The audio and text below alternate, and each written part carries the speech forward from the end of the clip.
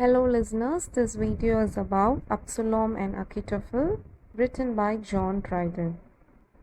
This is a poem which has 1031 lines and it talks about the biblical story of Absalom against the king David. Absalom is a favorite son of David and Achitophel is David's famous advisor. This poem revolves around Achitophel, who will persuade Absalom to revolt against his father, King David. So Dryden writes this poem in order to portray the political satire, that is the reign of Charles II.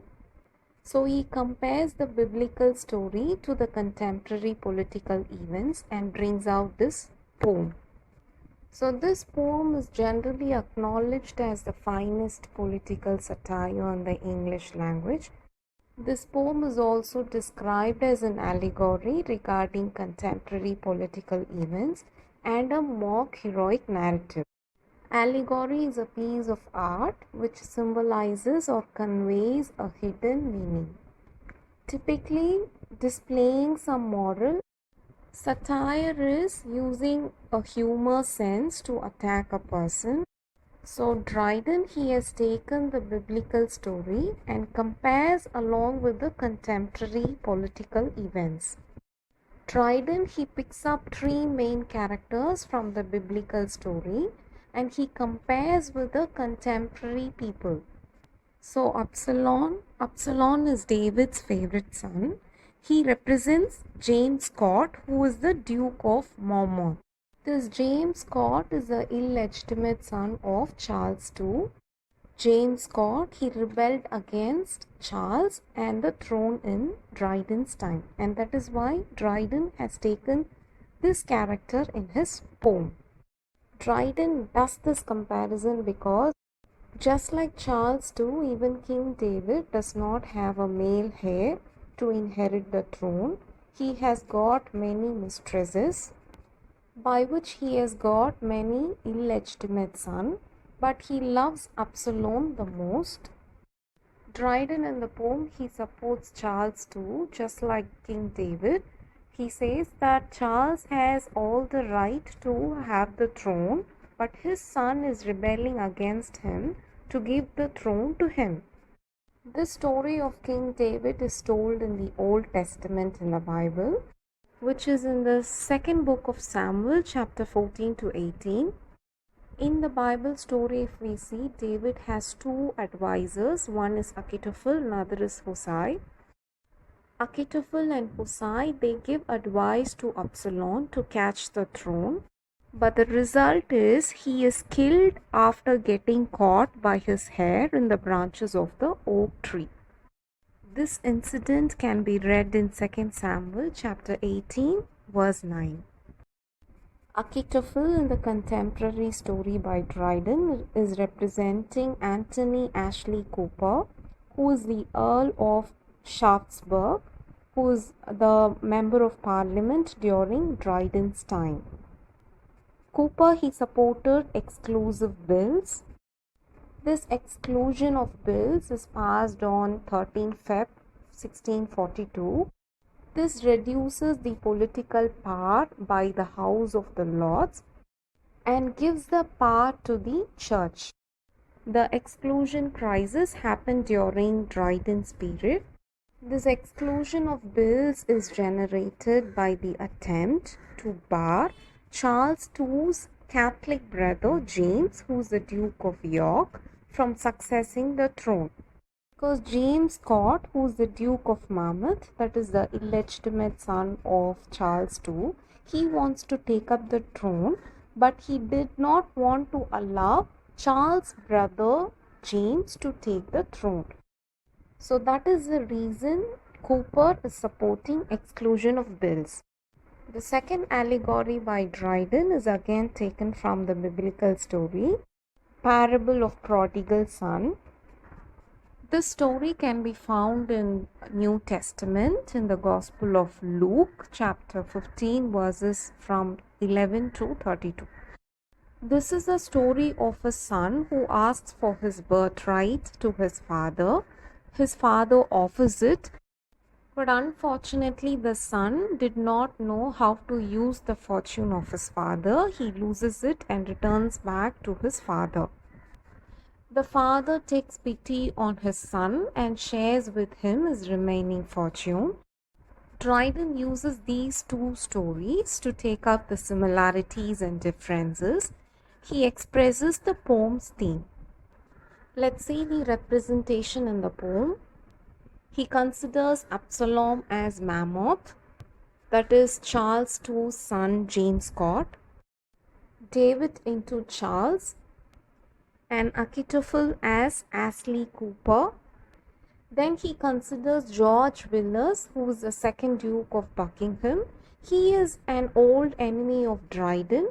He considers him as Zimri, who is the unfaithful servant. Dryden in the poem also refers to Popish plot. Popish plot is a religious rebellion which is headed by Titus Oates. The plot is to assassinate King Charles II to enthrone his brother. His brother is a Roman Catholic believer, but Charles II is a Protestant. Before we move into the poem, let's see a small note about the author. John Dryden was born in the year 1631 and died in the year 1700. He is an English poet, literary critic, translator, and playwright. He is appointed as England's first poet laureate in the year 1668. Dryden dominates the literary life of Restoration England. His period is denoted as Age of Dryden. The Romanticist writer Sir Walter Scott, he called Dryden as Glorious John. Dryden takes up his BA degree in Trinity College at Cambridge. In 1663, he married Lady Elizabeth. He is famous for his essay and essay of dramatic poesy, Meg Flackno, The Medal, Absalom and Achitophel. He made a valuable contribution in the contemporaries on poetry, drama, and he writes 30 tragedies, comedies, and dramatic operas. Let's see the plot summary of the poem. The poem first starts with evoking the pious time in which David, the king, who ruled Israel. At that time, polygamy was not sinful. Polygamy means the custom of having more than one wife at the same time. At that time, even the law did not forbid a man from taking both concubine and bride. Though David is married to Michal, Michal is Saul's younger daughter. Despite of marrying Michal, David had many concubines. As Michal did not give him a son, several women bore him God-like David's sons. They were all illegitimate, and thus they could not ascend the throne. Among all the illegitimate sons, Absalom is the most handsome and the bravest one. His son is loved both by Jews and his father. Absalom also proves himself by fighting as a hero in foreign wars. David is filled with secret joy and watches his son grow, and he respected him. David also sees his own youthful image with his son. David could not find any flaws in his beloved son. Even when he murders his own brother Amnon, he rapes his sister, and so Absalom kills his brother Amnon. Even after this, David forgives him, and he praises him as praised and loved the noble youth remained. So David's peace did not remain or did not last forever. The Jews started to show their headstrong, moody, and murmuring face because they wanted more liberty. And the Jews started to lose their rights in Israel. Their taxes are increased, their land is seized, and their gods and religion are discredited. Years earlier, the Israelites had Saul as their king, and after Saul, the crown moves to his son Ishbosheth. But the Israelites rebelled, and then Ishbosheth also gave it up, and after him, David became the king from Hebron. Since the Israelites disliked the reign of David, they started to plot waves within the government, and the people began to rise up and rebel against David. Some people even started to oppose inside the government, and most influential of these men is false Achitophel, who is the advisor of David. Achitophel is smart and he's accomplished, he's ambitious of power, and he has flexible morals, so he wants to either completely take over the government or he wants to destroy the government. And that's why he pretends to be a good friend of David and he tries to destroy the government at the same side. The Jews already have a habit of announcing a new king every 20 years or so. So Achitophel, he decides it is the time to just do whatever he wants inside the government. He very well knows that he cannot be the king, so he uses Absalom to rebel against his father. Now Achitophel, he begins to publicly hail Absalom's birth as royal. He claims that Absalom will be the savior of the Jews, that he is the answer for all the Jews' prayer. And by this, Absalom becomes famous, and even the small baby in the town knows who is Absalom. More often, Achitophel, he tries to flatter Absalom with compliments of his superior virtue. And simultaneously, the people are also restless and crying for a new king. And Achitophel is also very sure that people will choose Absalom as their new king. Although Absalom is flattened by Achitophel's words, he also thinks about his father. He says that David is a right king. He does says that David is kind and merciful and one who never kills anybody unnecessarily. On the other end, David also provides everything to Absalom except his crown, and he has already told Absalom that he would give it to him if he could. David says that the crown is for someone who is worthier. So, since David does not have the actual heir to claim the throne, his brother has to claim the throne. Achitophel, he somehow convinces Absalom to be the king. He also tells him that God has made him virtuous for a reason, to be born in the royal family, and he is meant to be the king of Israel. Now he says that David is weak and now it is the perfect time to challenge his power. So Achitophel, he plans to wait until David has foolish wars. He waits for the right time for the Jews to turn over him. Achitophel also admits that the Israelites hate David's brother and says that the people of Israel have a right to choose their own king. So he indirectly plans a big war between father and son to claim the throne. Along with Achitophel, there are other men who has joined in his plot. They are Zimri, Balaam, Caleb and Shimei. Zimri is a murderer.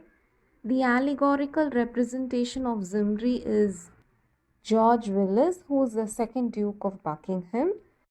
Balaam is a prophet who ignored God, and Balaam's character is represented as Theophilus Hastings. Caleb is Moses' servant who entered the promised land with Joshua. He represents Arthur Capel, Earl of Essex. Shimei is a man who curses David.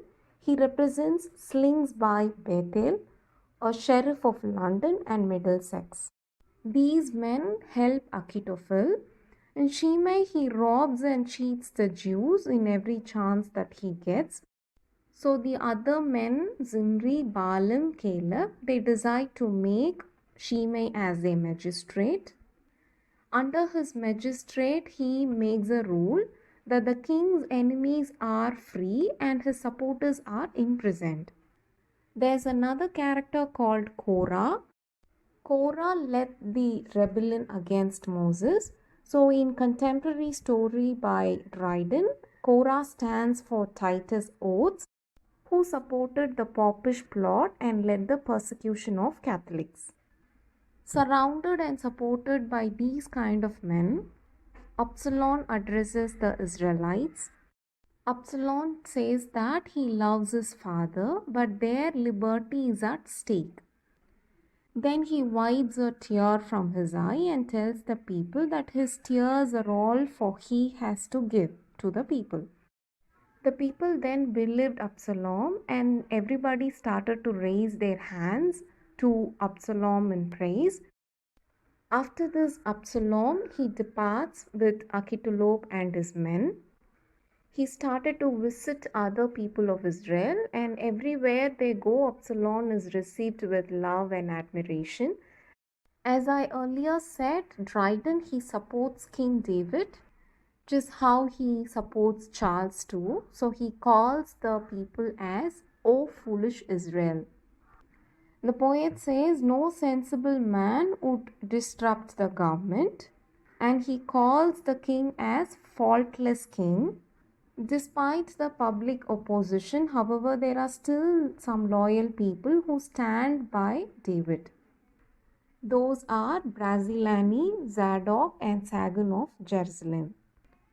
In Dryden's poem, Barzillai is referred as the Duke of Ormandy. He is the most devoted servant of Charles.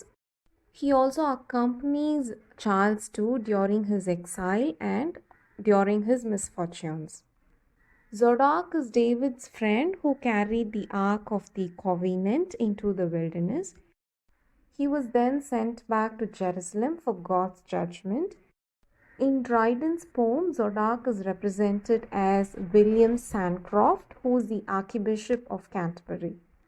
The character Sargon of Jerusalem represents the Bishop of London.